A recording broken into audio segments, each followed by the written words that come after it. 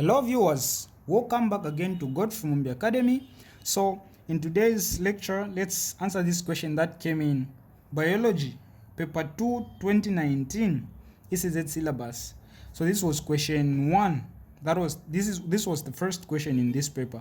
It says, figure 1.1 shows red blood cells placed in different solutions. So we have solution A, as you can see here. We've placed cell A in solution A. Then this was the result. Okay, you can see how the cell has become. Then we have solution B. Then they placed the red blood cell in solution B. Then this was the result. You can see how the cell has turned into. So looking at this, then the question says, state the type of solution in which each cell was placed. Solution A and solution B. What type of this? So you need to understand that we have 3 types of solutions under osmosis, because this is osmosis. We have what we call hypertonic solution, hypotonic solution, and isotonic.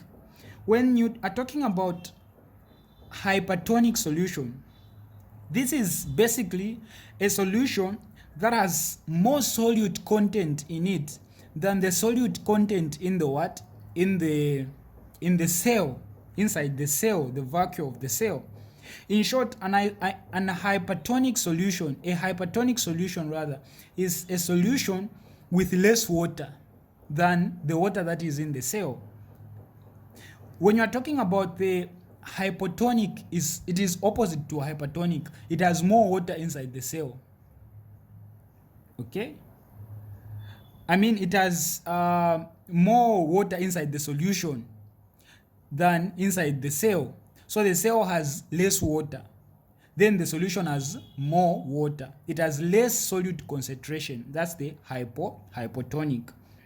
Then isotonic has equal solution in the cell and in the what? In the solution. So those are basically the differences. So the hypertonic solution has more solutes and less water than the cell. The hypotonic has the opposite of the hypertonic, meaning it has more water and less solutes. Then the isotonic has equal concentration of both. So basically those are the differences. Now let's bring the concept here. You see what happens to cell A. When it is when it is placed in solution A, it shrinks, right? It shrinks. It gets crenated. This is what we call cell crenation. Now, what does that imply? Well, this simply means the solution is hypertonic, solution A. Why? Because I said hypertonic has less solution. I mean has less water and more solutes. So that makes the cell, when placed in solution A, which has less water. So under osmosis, you understand that water moves from where it is more to where it is less. Since the cell has more water than the solution, water moves from the cell into the solution. And the cell decreases in size, it shrinks and it gets crenated. That's the reason. So this is hypertonic. On the other hand, this is hypotonic, meaning the cell, the red blood cell, has less water. So it gains water from the solution by osmosis and it bursts, as you can see. And this is cell lysis.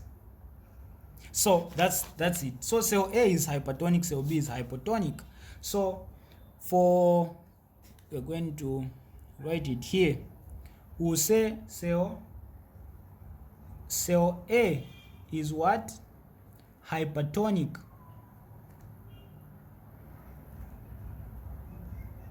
Solution. Cell B was placed in hypotonic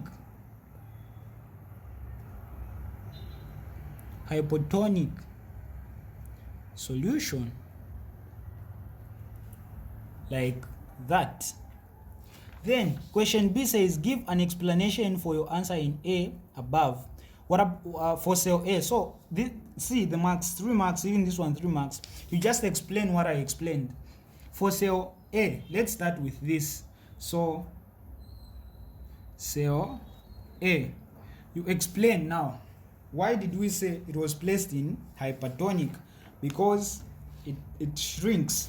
So you say cell A was placed in a hypertonic solution. Now, why did what happened actually happen? So you say this means, or that is, the solution. So you say the solution has more solute concentration and less water. Okay, so the solution has less what? It has less water. So this makes water to move out of the cell, of the red blood cell,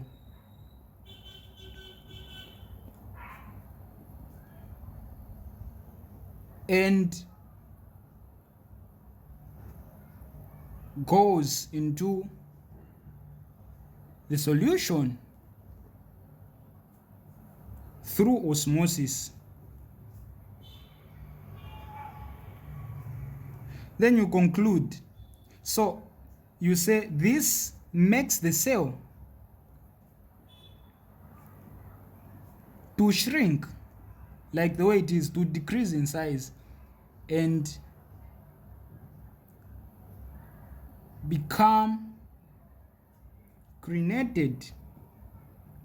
So you even include the biological term crinated, the condition when the red blood cell shrinks due to loss of water. So this is basically the explanation. So this cell has less water. The solution has less water, the cell has more water. Since the cell has more water, osmosis occurs where the cell loses water into the solution and it decreases in size. Hence these results. So this is hypertonic. For B, you explain the opposite, exactly opposite of this. So you say for cell B, so cell B was placed in hypertonic. Why? So you say this means, so it was placed in hypertonic solution. This means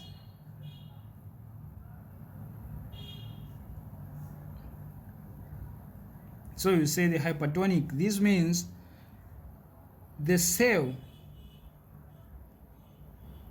the solution has more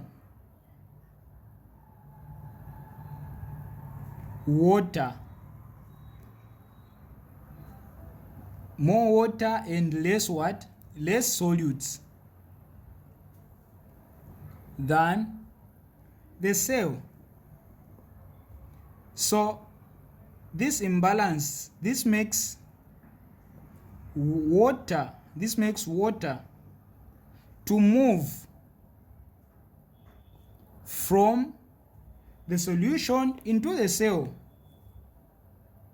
from the solution into the cell, through which process? Osmosis. So I'm including biological terms here. Osmosis. Then you conclude to say this makes the cell